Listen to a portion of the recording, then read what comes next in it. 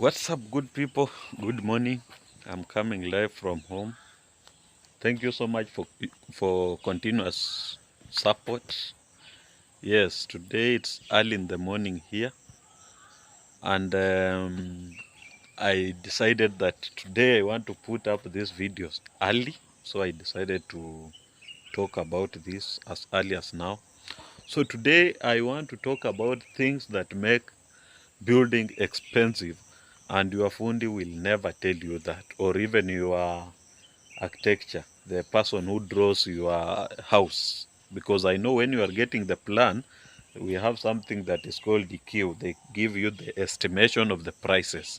Now I want to tell you things that will never be told, but when it comes to building, probably you will come across these things, and they will make they will make building more expensive. And that is why most people keep on asking me, how much did you use to build that house? If I put together everything, these little things, if I put together these little things, my dear brother or my dear sister, it will come even to good millions. It will come to good millions. But that is not to scare someone. But I'm saying this to prepare you mentally, so that when you will start constructing your house, you expect this. Number one in that list is water. During when building your house, a lot of water is always required. You need a lot of water. Just right away from foundation to plastering and everything. If you happen to put that cost of water together, it may come to over 50,000. Take it to bank. But your Fundi doesn't tell you about that, because let's say, or let's assume this.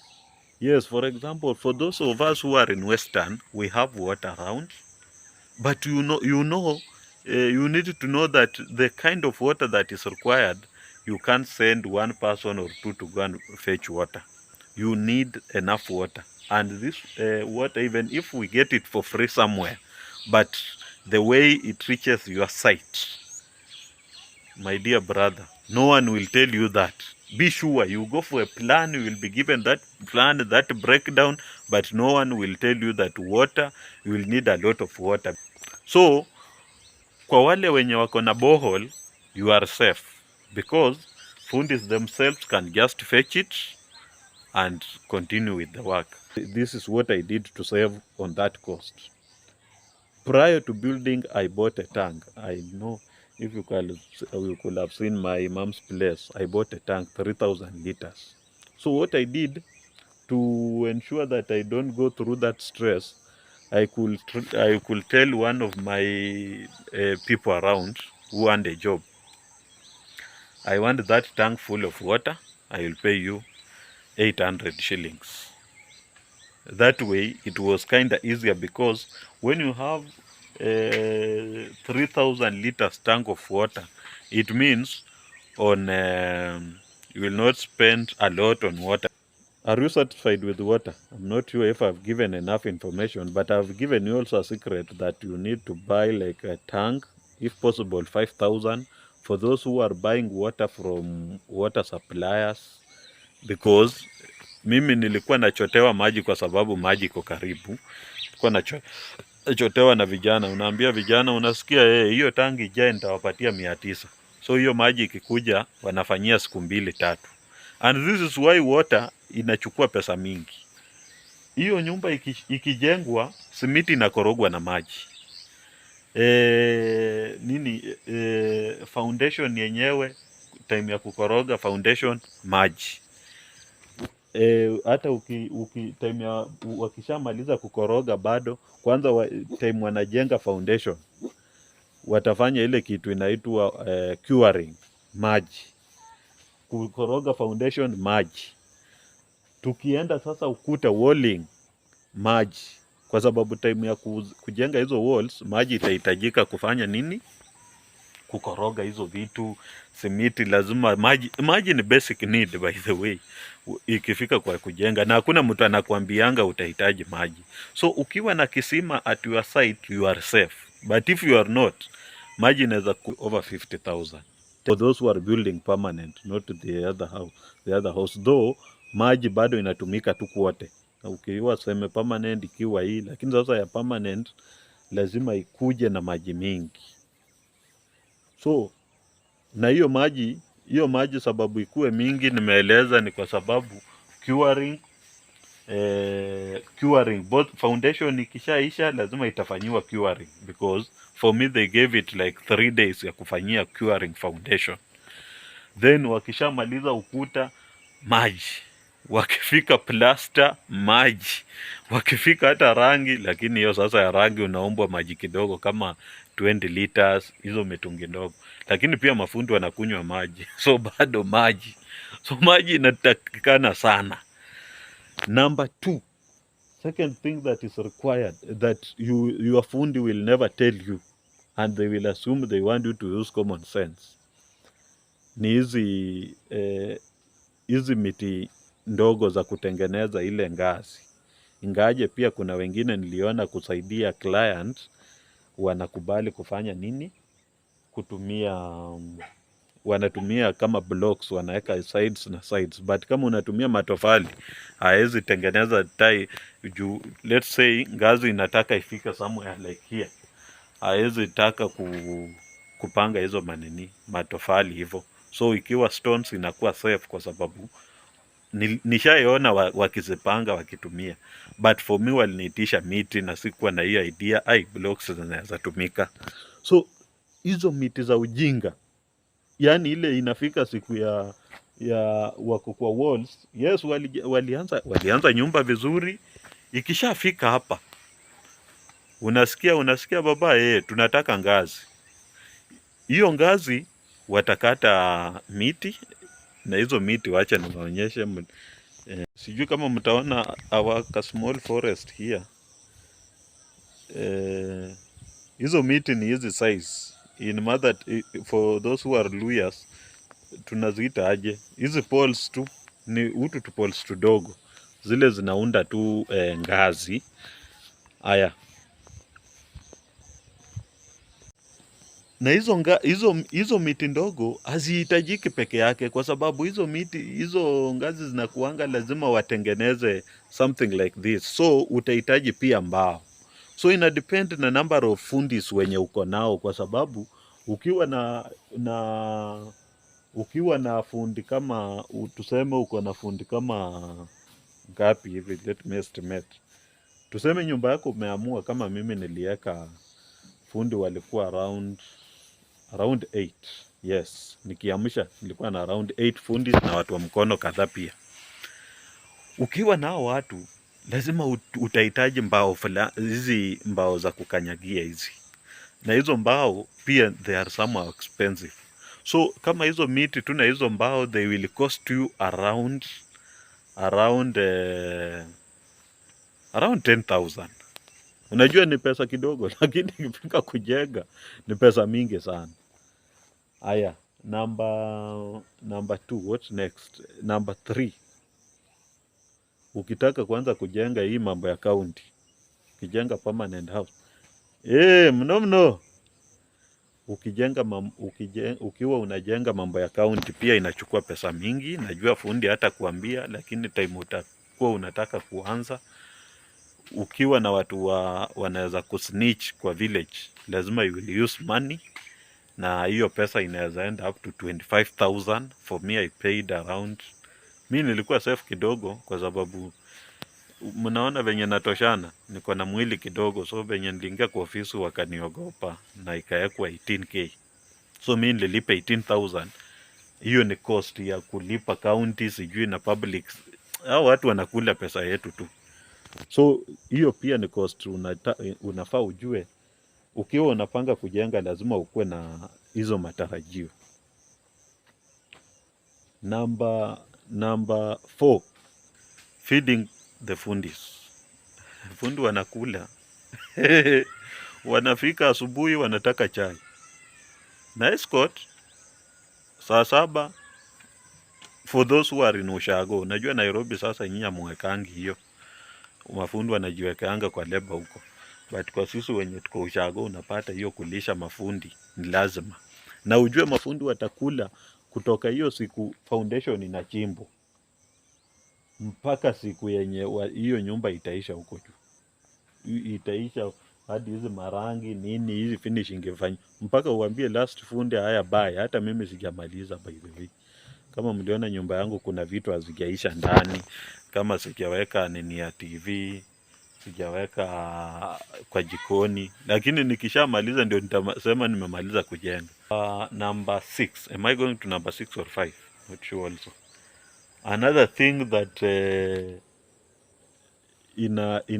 inakula mado na fundi hawakuambiani ni hizo mbao za lintel. Ukifika kwa lintel, the reason why I used 150,000 to 200,000 for those who don't know is this ukifika kwa lintel, baada ya kununua chuma, umenunua hiyo simiti, umenunua balas, kuna hizi mbao zinakuanga kuhold nao. Sasa hizo ndio zile vitu zinaumanga wewe kama mwenye nyumba kabisa, kwa sababu hizo vitu zinakuja hapo. For example, for those who are in rural areas, hakuna watu wanajenga huku, na my friend is here, sijui kama mnaweza muona, nakuja kusumbua mimi. So for those who are in rural areas like me, si rahisi ndugu yangu. Hizo vitu lazima mwenyewe utatafuta hizo mbao, kwa sababu hakuna kuhaya, na hata kama utahaya for those who can hire, lintel inafika mahali sijui katwe hivi unataka certain curve, lazima hiyo kukatwe ikuwe. Hakuna fundi anakuambianga utataka hizo mbao. So what pains me, hizo mbao kazi inaishanga tu na zinaenda kukua kuni direct. Unaziona tu zikienda kuwa kuni, unasikia uchungu yani unakaa hivyo unajiuliza, kwani mmenikimbiza tu kweli nikatafuta hizi mbao? Alafu na hazikuangi kidogo, niwaibie siri, nje tu peke yake unaweza hitaji over 40. Over 40. Hapo ndio umepiga hesabu, lindo likorogwe nje kwanza, ndio tena irudi ndani korogwe. So unaona hii expense, hizi little expense ukiwa unajenga. By the way, the expenses I'm talking about ni za nyumba ya 3 bedroom. So wewe usiku ulijenga 1 bedroom, kuja kwa comment section useme ati hiyo ni uongo. Na mtu ameshawahi jenga, kindly come and testify so that we enlighten someone else who is going to build. Sometimes when we are being given the breakdown of building, no one always tell you about these silly expenses, but they are always there. Another expense maybe which another expense ni gani?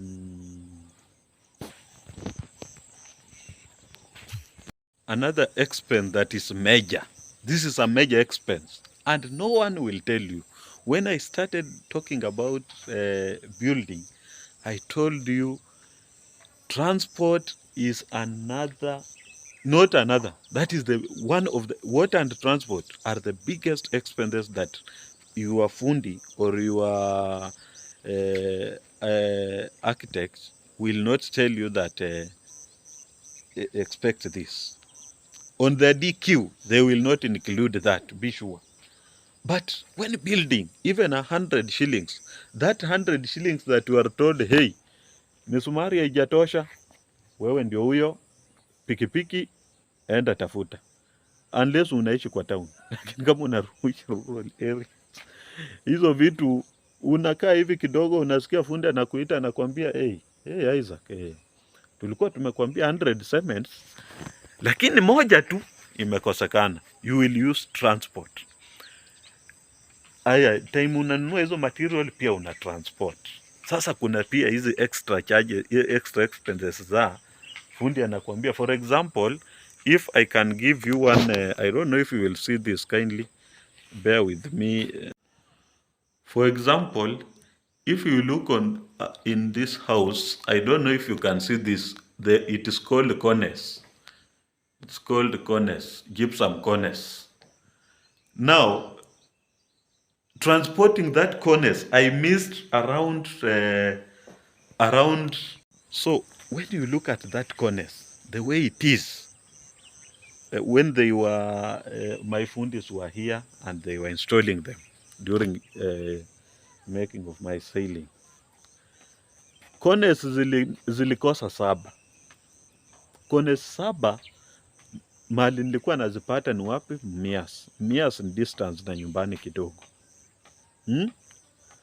Ndugu yangu, bila kuwadanganya, nilienda nikanunua cornice. Yes, moja inauzwa 250. Ilikuwa, is it 250 or hata nimesahau price, but around 250 by the way, 250 or 300 each. Sasa nikakuwa naenda kununua ngapi? Saba. Do you know what? Cornice saba singebeba na pikipiki because ni vitu ziko very weak, ni kind of unga tu. So ile option yenye iko hapo, nienda chukua gari kuja nazo tena pole mpaka hapa. Unauliza mtu wa gari anakuambia 1200. Ndugu yangu, ukiwa kama mimi hauna gari, ile kitu uko nayo ni pikipiki, utatoa 1200 upende usipende. Na wote hao watu wako hapo wote, hata ukienda kwa mtu wa Probox ukifikiria ndiye cheap, mtu anakuambia my brother, considering the risk that is there transporting these things, ni 7 lazima unipatie 1200. Mpaka mimi narudi namuuliza, na ikivunjika kwani utanilipa?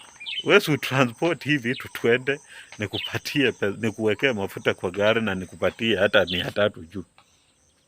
Jamaa nakukataza, kwa sababu ukiwa unatumia gari from that distance ukikuja hapa, ukiwa na gari obvious utaweka mafuta, hata mafuta ya 500 itafika na irudi Mias.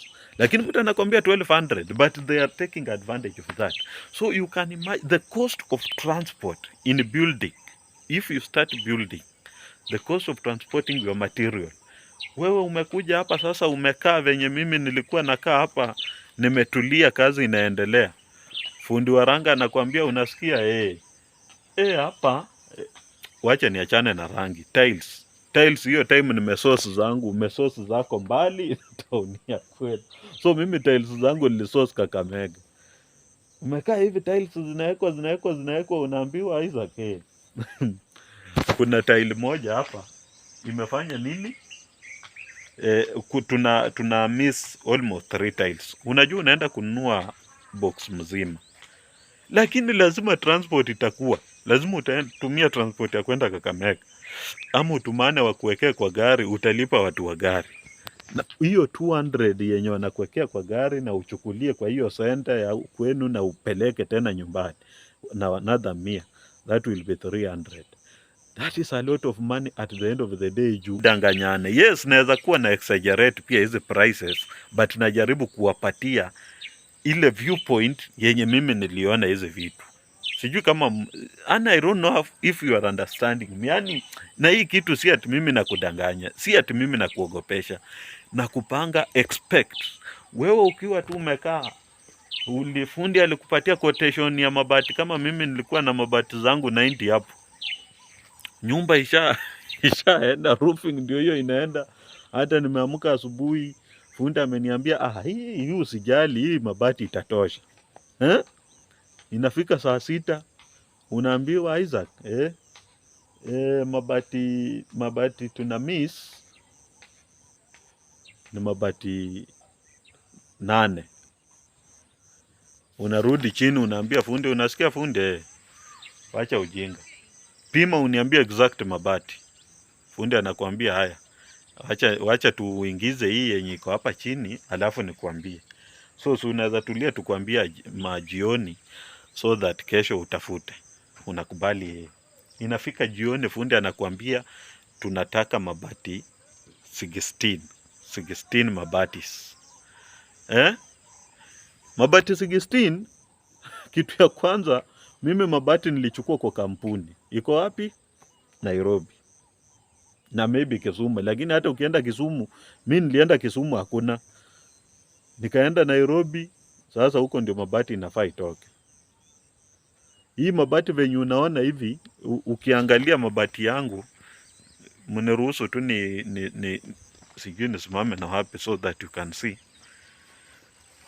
Ukiangalia hii kamera inanifanya aje. I hope unaweza ona hiyo mabati. Najaribu kuavoid juu ya. I hope unaweza ona hiyo mabati. So disadvantage ni hii.